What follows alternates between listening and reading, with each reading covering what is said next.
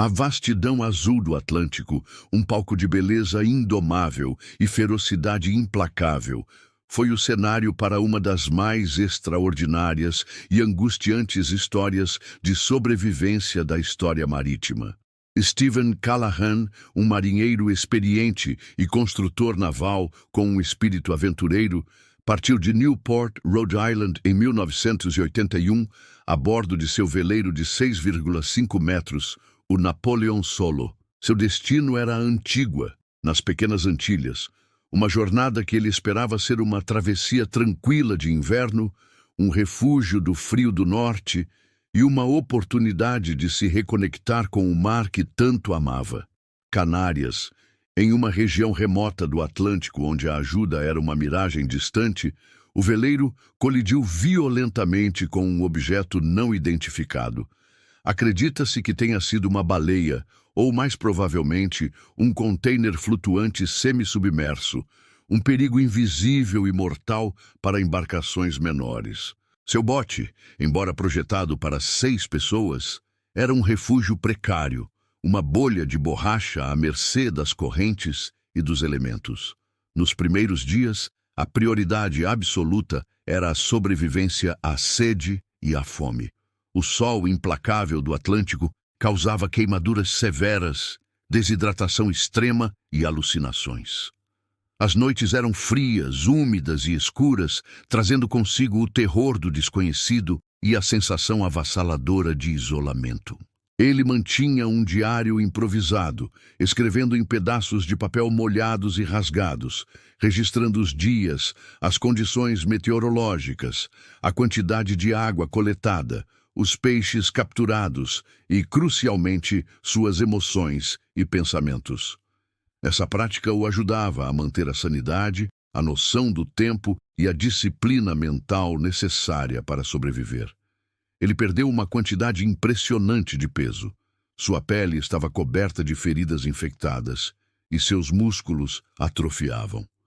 A esperança de resgate diminuía a cada dia que passava sem um avistamento. Em 21 de abril de 1982, ele avistou as luzes de uma ilha. Era Marie-Galante, uma pequena ilha francesa nas Pequenas Antilhas. Exausto, com o corpo à beira do colapso, mas com um renovado e avassalador senso de propósito, ele remou com as últimas forças que lhe restavam, impulsionado pela pura adrenalina da esperança. Pescadores locais, que saíam para o mar em suas pequenas embarcações, avistaram o minúsculo bote inflável e o homem esquelético a bordo, que mal conseguia acenar. Eles o resgataram, puxando-o para a segurança de seu barco e, finalmente, para a terra firme. No entanto, sua vontade de viver, alimentada por uma resiliência inabalável, permanecia firme. Ele se agarrava a pequenas vitórias, como a captura de um peixe maior que garantia alguns dias de sustento, ou a coleta de uma quantidade decente de água da chuva após uma tempestade. Ele havia percorrido mais de 1.800 milhas náuticas em um bote inflável, uma façanha que o colocou entre os maiores sobreviventes da história marítima. Sua história detalhada em seu aclamado livro Adrift, 76 Days Lost at Sea, A Deriva, 76 Dias Perdido no Mar, tornou-se um testemunho poderoso da resiliência humana, da engenhosidade, da força do espírito e da capacidade de perseverar contra todas as probabilidades. A experiência transformou Callahan, dando-lhe uma profunda apreciação pela vida, pela natureza e pela força do espírito humano diante da adversidade mais extrema. Sua jornada no Rubber Ducky permanece como um lembrete poderoso de que, mesmo nas circunstâncias mais desesperadoras, a esperança, a vontade de viver e a capacidade de adaptação podem levar um homem a superar o impossível, inspirando a todos nós a nunca desistir. Ele se forçava a pensar positivamente, a visualizar o resgate, a sonhar com comida e água fresca e a manter a fé em sua própria capacidade de sobreviver. Ele lutou contra a apatia e a depressão, usando sua inteligência e engenhosidade para resolver os problemas que surgiam, como consertar vazamentos no bote com remendos improvisados ou criar uma lança para pescar.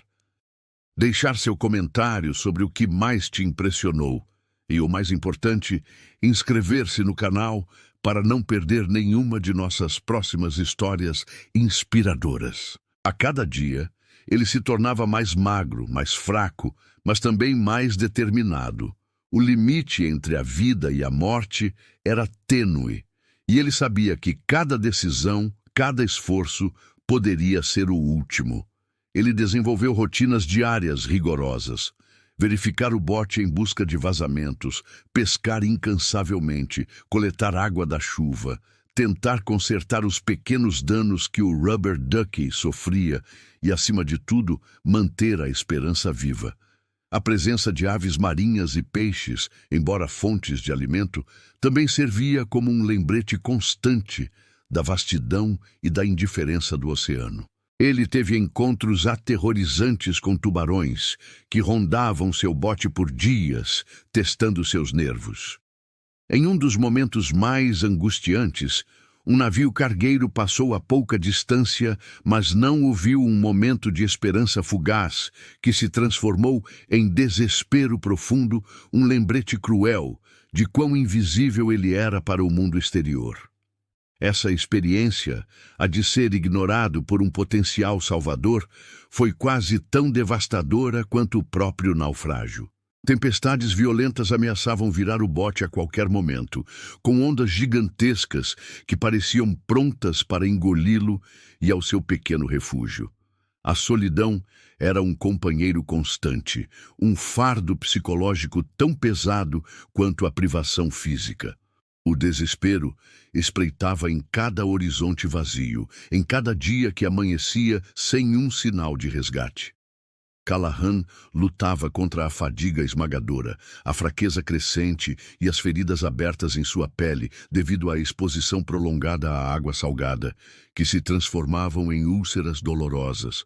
Seus olhos, constantemente fixos no horizonte, buscavam qualquer sinal de terra, de um navio ou de um avião. Mas o oceano parecia interminável e desabitado. Callahan havia conseguido salvar alguns itens essenciais: um pequeno kit de pesca, um desalinizador solar rudimentar, um dispositivo de destilação que mal funcionava, algumas latas de comida enlatada e um pouco de água potável em garrafas. No entanto, esses suprimentos eram desesperadamente insuficientes para uma provação de longo prazo. A água doce tornou-se o recurso mais precioso e a obsessão diária. Ele dependia da chuva, estendendo pedaços de lona e usando o que podia para coletar cada gota que caía do céu, e do desalinizador, que produzia apenas pequenas quantidades de água salobra, mal o suficiente para mantê-lo vivo. A comida era ainda mais escassa.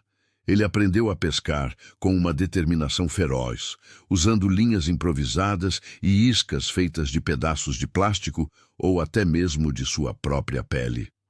Peixes voadores, dourados e até pequenos tubarões se tornaram sua dieta, muitas vezes consumidos crus para preservar a energia e evitar o uso de água para cozinhar. Cada refeição era uma vitória, cada gota de água um tesouro. O impacto foi catastrófico, um som estrondoso que rasgou o silêncio da noite e, mais importante, o casco do Napoleon solo. Callahan, despertado abruptamente pelo choque e pela inundação repentina de sua cabine, teve apenas alguns minutos preciosos para agir. Em meio ao caos e à escuridão, com a água subindo rapidamente até seus joelhos, ele conseguiu resgatar um saco de dormir, um kit de emergência rudimentar e, crucialmente, seu bote inflável de 6 lugares, o dinghy, que ele carinhosamente chamava de Rubber Ducky. O Napoleon solo, seu lar e seu sonho, afundou rapidamente, levando consigo a maior parte de seus suprimentos, equipamentos de navegação e a esperança de uma rápida recuperação. Aquele momento marcou o fim de uma jornada planejada e o início de uma odisseia de sobrevivência que desafiaria os limites da resistência humana. Callahan havia dedicado anos à construção e manutenção de seu pequeno, mas robusto veleiro, um barco que representava não apenas um meio de transporte, mas a concretização de um sonho de liberdade e exploração. Ele estava bem preparado, conhecia os perigos do oceano, mas nada poderia tê-lo preparado para o que estava por vir. A tragédia atingiu o Napoleon Solo, na madrugada escura e agitada de 5 de fevereiro de 1982. A cerca de 800 milhas a noroeste das Ilhas Assim, começou a provação de 76 dias de Stephen Callahan, à deriva em um minúsculo bote inflável no meio do vasto e indiferente Oceano Atlântico. A vida no Rubber Ducky era uma batalha constante contra os elementos e contra a própria natureza humana. Apesar das adversidades esmagadoras, Callahan se recusava a desistir. À medida que os dias se transformavam em semanas e as semanas em meses, o corpo de Callahan definhava. Finalmente, após 76 dias de uma provação inimaginável, uma visão surgiu no horizonte que parecia um milagre. Stephen Callahan havia sobrevivido. Se você se fascinou com a incrível história de Stephen Callahan e quer descobrir mais sobre a capacidade humana de superação, não se esqueça de curtir este vídeo.